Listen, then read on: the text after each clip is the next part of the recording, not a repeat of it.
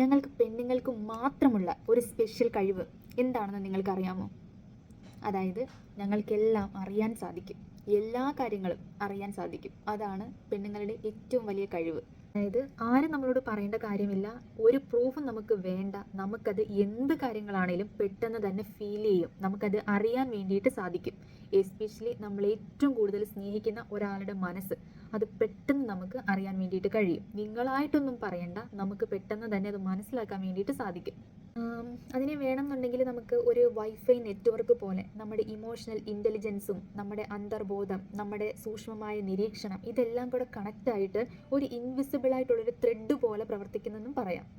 Suppose നിങ്ങളുടെ front list നിങ്ങളുടെ wife നോക്കുവാന്നിരിക്കട്ടെ. നിങ്ങൾക്ക് ഫ്രണ്ട്സായിട്ട് ഒരു 1000 ഫ്രണ്ട്സ് ഫേസ്ബുക്കിലുണ്ടെങ്കിലും ആ 1000-ത്തിനുള്ളിൽ നിന്ന് നിങ്ങളുടെ ഫ്രണ്ട്സ് മാത്രമല്ലാത്ത ഒരു പെൺകുട്ടിയെ അവൾ കണ്ടുപിടിച്ചിരിക്കും. ഉറപ്പായിട്ടും ചോദിക്കും ഇതാരാണെന്നുള്ളത്. 1000-ത്തിനകത്ത് നിന്ന് ആ ഒരാളെ തിരിച്ചറിയണമെങ്കിൽ അവരുടെ അന്തർബോധം എത്രമാത്രം വലുതാണെന്ന് നിങ്ങൾക്ക് ഊഹിക്കാവുന്നതേ ഉള്ളൂ. അതാണ് പെണ്ണുങ്ങളുടെ കഴിവ്. ഇനി നിങ്ങൾ വേറെ ആരെങ്കിലുമായിട്ട് ചാറ്റ് ചെയ്യാൻ തുടങ്ങുന്ന ആ ദിവസം മുതൽ നിങ്ങളെ അവർ ഒബ്സർവ് ചെയ്ത് തുടങ്ങും. എന്നാണോ നിങ്ങളുടെ ആ ഒരു ക്യാരക്ടർ ഷിഫ്റ്റ് ആകുന്നത് അപ്പോൾ തന്നെ അവർക്കത് ഫീൽ ചെയ്യാൻ വേണ്ടിയിട്ട് തുടങ്ങും. ഈവൻ ഒരു ഗുഡ് നൈറ്റ് മിസ്സാവുന്നതും ഒരു ഗുഡ് മോർണിംഗിലുള്ള മാറ്റവും അവരയക്കുന്ന മെസ്സേജിൽ, നിങ്ങൾ അയക്കുന്ന മെസ്സേജിൽ ഉണ്ടാകുന്ന ഒരു ഇമോജിയുടെ കുറവ് പോലും പെട്ടെന്ന് തന്നെ ഐഡൻറ്റിഫൈ ചെയ്യും. നിങ്ങളുടെ ഫോൺ ചിലപ്പോൾ മറച്ചു വെക്കാൻ പറ്റും, പക്ഷെ നിങ്ങളുടെ വൈബ് അവളിൽ നിന്ന് ഒരിക്കലും മറച്ചു പിടിക്കാൻ വേണ്ടിയിട്ട് സാധിക്കത്തില്ല. ഞങ്ങൾക്ക് ഇതിനു വേണ്ടിയിട്ട് ഒരു പ്രൂഫിൻ്റെയും ആവശ്യമില്ല, ഒരു സ്ക്രീൻഷോട്ടിൻ്റെയും ആവശ്യമില്ല. ഞങ്ങൾ തന്നെയാണ് നിങ്ങളുടെ സ്ക്രീൻഷോട്ട്.